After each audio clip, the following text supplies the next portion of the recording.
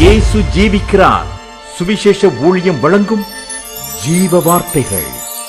கிறிஸ்துவில் பிரியமானவர்களே, ஆண்டவராகிய இயேசு கிறிஸ்து நாமத்தில் உங்களை யாவரையும் அன்போடு வாழ்த்தி வரவேற்கிறோம். இயேசு ஜீவிக்கிறார் சுவிசேஷ ஊழியத்தின் சார்பாக ஜீவ வார்த்தை நிகழ்ச்சி வந்தவங்களை கர்த்தர் ஆசீர்வதிப்பாராக. ஒவ்வொரு வாரமும் இதே நேரத்தில் இந்த வார்த்தைகளை கேளுங்கள், அநேகரை கேட்க செய்யுங்கள். ஊழியங்களில் பயன்படுத்த விரும்பினாலும் எங்களுடைய வெளியீடுகள் பத்திரிகை தேவையானாலும் எங்களோடு தொடர்பு கொள்ளுங்கள். நாம் ஒருமித்து அவர் நாமத்தை உயர்த்துவோமாக. இந்த நாளிலும் வருகிற வெள்ளிக்கிழமை பெரிய வெள்ளி, புனித வெள்ளி என்று சொல்லுகிறதான சிலுவை தியான நாட்களாக இருக்கிறபடினால் இந்த சிலுவை தியானத்துக்கு ஏற்ற ஒரு வார்த்தையை சிந்திக்க போகிறோம். ஆவியானவர் நம்மோடு கூட அந்த வார்த்தை மூலமாய் பேசுவாராக. கர்த்தர் நாளில் நமக்கு தருகிற தேவனுடைய வார்த்தையை நான் வாசிக்கிறேன், ஜெபத்துடன் கேளுங்கள். யோவான் சுவிசேஷம் 19ஆம் அதிகாரம் 17-18 வசனங்கள். இயேசு தம்முடைய சிலுவை சுமந்து கொண்டு எபிரேய பாஷையிலே கொல்கதா என்று சொல்லப்படும் கபால ஸ்தலம் என்கிற இடத்திற்கு புறப்பட்டு போனார். அங்கே அவரை சிலுவையில் அறைந்தார்கள். அவரோடு கூட வேறு 2 பேரை 2 பக்கங்களிலும் இயேசுவை நடுவிலுமாக சிலுவையில் அறைந்தார்கள். 2 கள்ளர்கள் பக்கங்களிலே, நடு சிலுவையிலே இயேசுவை அறைந்தார்கள். இந்த வார்த்தைகளுக்கு இருக்கிற அன்பு நேச பிள்ளைகளே, இன்றைக்கு ஆவியானவர் நமக்கு கற்றுக் கொடுக்க விரும்புகிற ஒரு அனுபவம் என்ன? இயேசு நடு சிலுவையிலே அறையப்பட்டிருக்கிறார். அந்த நடு சிலுவையினுடைய விசேஷம் என்ன? ஏன் நடு சிலுவையிலே இயேசு அறையப்பட்டிருக்கிறார்? அவருடைய அனுபவம் என்ன என்பதை தான் வேதாகமத்திலிருந்து சில வார்த்தையின் மூலமாய் நாம் சிந்திக்க போகிறோம். என்னென்னால் வேதாகமத்தில் அநேக இடங்களிலே ஆண்டவர் நடுவில் இருக்கிற அனுபவங்களை குறித்து நாம் சிந்திக்க முடியும். செப்பனியா புத்தகம் 3ஆம் அதிகாரம் 17ஆம் வசனத்தை வாசிக்கும் போது, உன் தேவனாய் கர்த்தர் உன் நடுவில் இருக்கிறார் என்று எழுதப்பட்டிருக்கிறது. சகரியா புத்தகம் 2ஆம் அதிகாரம் 10ஆம் வசனத்தை வாசிக்கும் போது, இதோ நான் வந்து உங்கள் நடுவே வாசம் பண்ணுவேன் என்று சொல்லி ஆண்டவர் சொல்வதை நாம் அதில் பார்க்கிறோம்.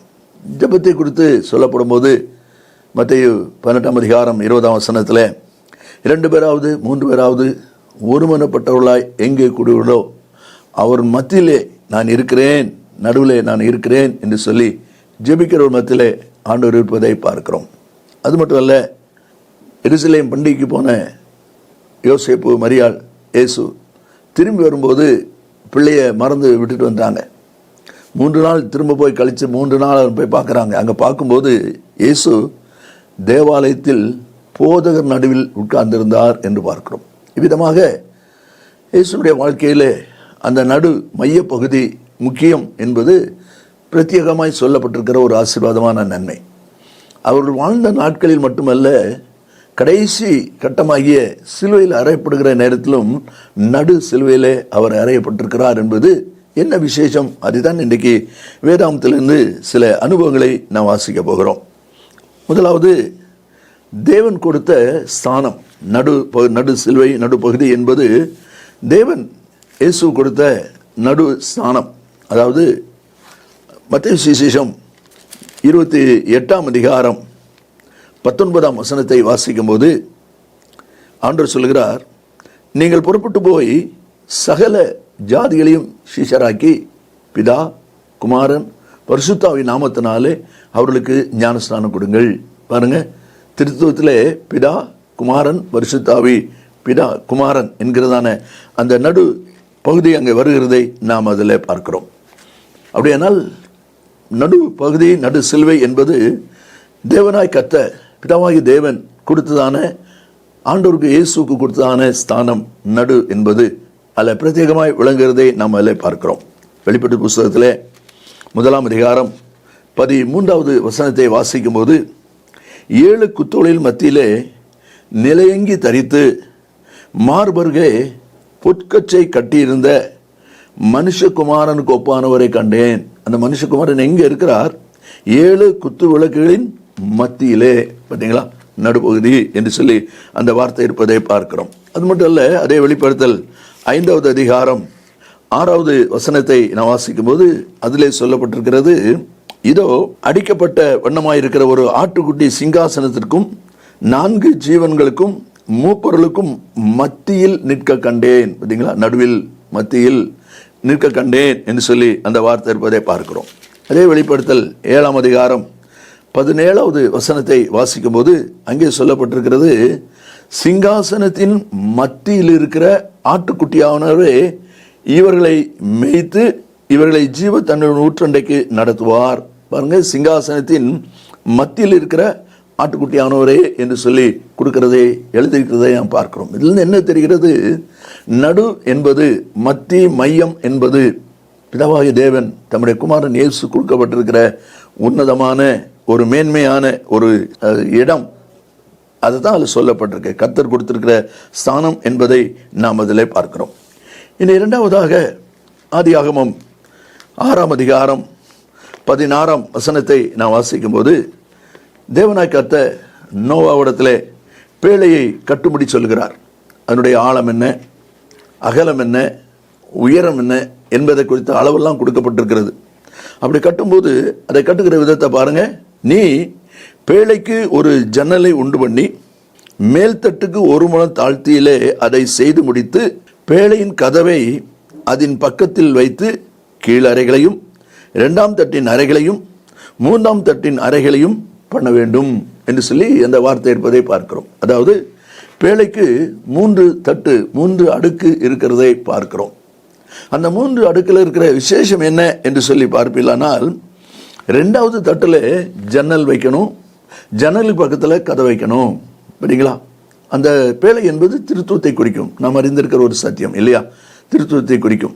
அப்படியானால் அதில் சொல்லப்பட்டிருக்கிற அனுபவம் நடு தட்டு, அதில் தான் வாசல் வருது. ஏன்னா நம்ம வாசிக்கிறோம் யோவான் சுவிசேஷம் 10ஆம் அதிகாரம் 9ஆம் வசனத்தை வாசிக்கும் போது, நானே வாசல், என் வழியாய் ஒருவன் உட்பிரவேசித்தால் அவன் ரட்சிக்கப்படுவான், மேய்ச்சலை கண்டடைவான் என்றெல்லாம் அந்த வசனத்தில் நம்ம வாசிக்கிறோம். நானே வாசல். அப்போ வாசல் எங்கே இருக்கு? 2வது தட்டில். இயேசுவே வாசல் இல்லையா? அதுதான் நம்ம பின்னால் வாசிக்கிறோம். யோவான் 14:6 நான் வழியும் சத்தியம் ஜீவனமாக இருக்கிறேன் என்று சொல்லி ஆண்டு சொல்வதை, அந்த வாசல் என்கிற அனுபவம் இருக்கிறதை நாம் அதில் பார்க்கிறோம். லோகத்தை கேட்கிற அன்பு நேச பிள்ளைகளே, அப்படியானால் இதில் சொல்லப்பட்டிருக்கிற அனுபவத்தின்படி இயேசுவே வாசல் என்று சொல்லி பார்க்கிறோம். அதுவும் அந்த பேழையில நடுத்தட்டில் அந்த வாசல் இருக்கிறது. அப்படியானால் நடுத்தட்டு என்பது இயேசுவை குறிக்கும். அதைத்தான் இந்த நாளிலும் நாம் சிந்திக்கிறோம். அதான் அந்த வார்த்தையிலே சொல்லப்பட்டிருக்கிறதை பார்க்கிறோம். அதோட பிள்ளைகளாக நாமும் நடு பகுதியில் இருக்கிற நடுத்தட்டு என்று சொல்லப்படுகிற அந்த வாசல் இருக்கிற ஜன்னல் இருக்கிற பகுதி என்பது பிரதானமான ஒரு அனுபவம். ஏனென்றால் வாசல் வழியாக தான் நம்ம பேழைக்குள்ளே பிரவேசிக்க முடியும். ஆகையால் நானே வாசல் என்று சொல்லி அவர் சொல்வதையும் நாம் அலை பார்க்கிறோம். அதனால தான் அப்போஸ்தலர்ல சீஷர் வரும்போது 4ஆம் அதிகாரம் 12ஆம் வசனத்தை நான் வாசிக்கும் போது, இயேசு கிறிஸ்துவால் அன்றி வேறு ஒருவராலும் ரட்சிப்பு இல்லை. பார்த்தீங்களா? இயேசு கிறிஸ்துவால் அன்றி, அவரால் அன்றி வேறு ஒருவராலும் ரட்சிக்கப்பட ரட்சிப்பு இல்லை என்று சொல்லி அந்த வார்த்தை இருப்பதை நாம் அதிலே பார்க்கிறோம். அந்த மீட்பும் அந்த ரட்சிப்பும் அந்த ஆசீர்வாத மேன்மையான நன்மையும் இயேசுவிலே நடுத்தட்டிலே இருக்கிறதை நாம் அதில் பார்க்கிறோம். இந்த சிலுவை தியான நாட்களிலே நாமும் பிரத்யேகமாய் ஆண்டவர் இயேசு குறித்து நம்ம சிந்திக்கிறோம் இல்லையா? அந்த இயேசுவினுடைய காரியங்களும் வார்த்தைகளும் சிலுவையிலே சொல்லப்பட்ட வசனங்களும் விசேஷமானவை என்பதை நாம் அறிந்திருக்கிறோம். அதனாலே சொல்லப்பட்டிருக்கிற காரியமாய் நாம் அதிலே பார்க்கிறோம். இனி 3வது ஒரு அனுபவத்தை நாம் வாசிக்கும் போது, 3வது ஒரு அனுபவம் வாசிப்போம்.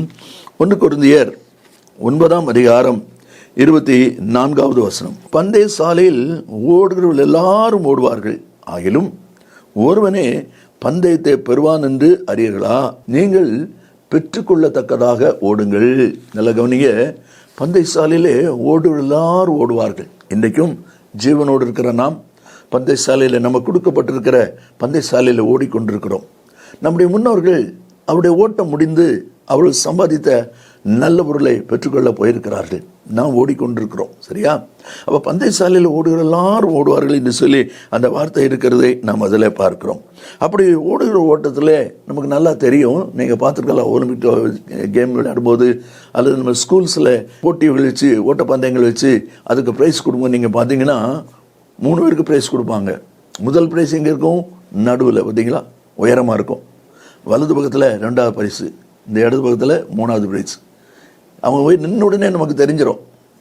முதல்ல உயரமாக இருக்கிற இடத்துல நடுவில் இருக்கிறவங்க முதல் பரிசுக்குரியவங்க, வலது பக்கத்தில் இருக்கிறவங்க 2வது பரிசுக்குரியவங்க, இடது பக்கத்தில் இருக்கிறவங்க 3வது பரிசுக்குரியவங்க. பார்த்தீங்களா? அப்போ அந்த நடு என்பது முதன்மையானது, மேன்மையானது, முதன்மைக்குரியது. அதை தான் இந்த வார்த்தையில் சொல்லப்பட்டிருக்கிற ஒரு அனுபவமாக நாம் அதில் பார்க்கிறோம். அன்றைய பிள்ளைகளை நாமும் இந்த வசனத்தின் அனுபவத்தில் மூன்றாவது கர்த்தர் நமக்கு கொடுக்கிற ஒரு ஆலோசனை, பந்தயசாலையில் நாம் ஓடிக்கொண்டிருக்கிறோம். ஓட்டத்தின் முடிவை நெருங்கி ஓடிக்கொண்டிருக்கிறோம். என்ன நிச்சயத்தோடு நாம் ஓடிக்கொண்டிருக்கிறோம் என்னென்றால் இந்த வசனம் சொல்கிறது, பெற்றுக்கொள்ளத்தக்கதாக ஓடுங்கள். சரியா? அப்போ பந்தய பொருளை நமக்கென்று நியமிக்கப்பட்டிருக்கிற அந்த பந்தய பொருளை நாம் பெற்றுக்கொள்ளத்தக்கதாக ஓடுபடி அழைக்கப்பட்டிருக்கிறோம். அந்த முதன்மையான இடம் என்பது மேன்மைக்குரியது, கனத்துக்குரியது. அதை தான் அந்த வார்த்தை சொல்வதை நாம் அதில் பார்க்கிறோம். எஸ்தர் புஸ்தகத்தில் நீங்கள் வாசிப்பீங்கன்னா, எஸ்தர் புஸ்தகம் 2வது அதிகாரத்தில் 9வது வசனத்தை நம்ம வாசிக்கும்போது, எஸ்தரை ராஜாவுக்கு, அகாஸ்வேரு ராஜாவுக்கு வசியின் இடத்துல வைக்கும்படி ஒரு ராஜ்யத்தை வேணும்னு சொல்லி 127 நாடுகளை தேடுறாங்க. தேடி அநேக கன்னிப்பெண்களை கொண்டு வந்தாங்க. அதில் ஒரு ஆள் எஸ்தர். ஆனால் மற்ற எல்லாருக்கும் இல்லாத ஒரு விசேஷம் இந்த எஸ்தருக்கு அவளுக்கு கிடைக்கிறது. காரணம், காண்கிற எல்லாருடைய கண்கள்லையும் அவளுக்கு தயவு கிடைத்தது என்று சொல்லி நாம் பார்க்கிறோம்.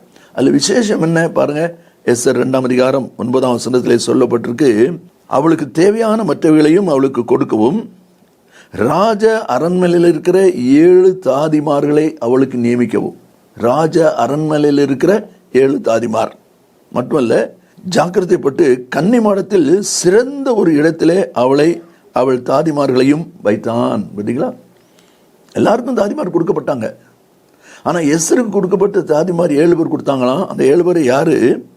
அரண்மனையில் சேவிக்கிறவர்கள். பார்த்தீங்களா? அப்படின்னா என்ன அர்த்தம்? ஏற்கனவே வசதிக்கு உறுதுணையாக இருந்தவர்கள். அப்படி இருந்ததுனால வசியை எப்படி அலங்கரிச்சா ராஜாவுக்கு பிடிக்கும் தெரியும், எந்த விதத்தில் ஆகாரம் ராஜாவுக்கு பிடிக்காது தெரியும். அப்போ அப்படிப்பட்ட ஒரு நிலைமையில் இன்றைக்கி எஸ்தருக்கு அது கிடைச்சிருக்குன்னு சொன்னால் முதன்மை, மேன்மை. பார்த்தீங்களா? அது மட்டும் இல்லை, கன்னிமாடத்தில் எல்லாரும் வைக்கப்பட்டாங்க. ஆனால் அவள் வைக்கப்பட்ட இடத்தை பாருங்க, கன்னிமாடத்தில் சிறந்த ஒரு இடத்துல அவளை வைத்தார்கள் என்று சொல்லி நாம் அதில் பார்க்கிறோம். அதான் அதனுடைய முதன்மையை காண்பிக்கிறது. அந்த முதன்மையின் அனுபவம் அதில் உறுதிப்படுத்தப்படுகிறது நாம் அதில் பார்க்கிறோம். சாமுவேலை தேடி சவுல் காணாமற் போன கழுதை தேடி வந்தாங்க. அதில் தேவன் தம்முடைய நோக்கத்தின்படி சவுலை கொண்டு வருகிறார் என்பது சத்தியம் நமக்கு தெரியும்.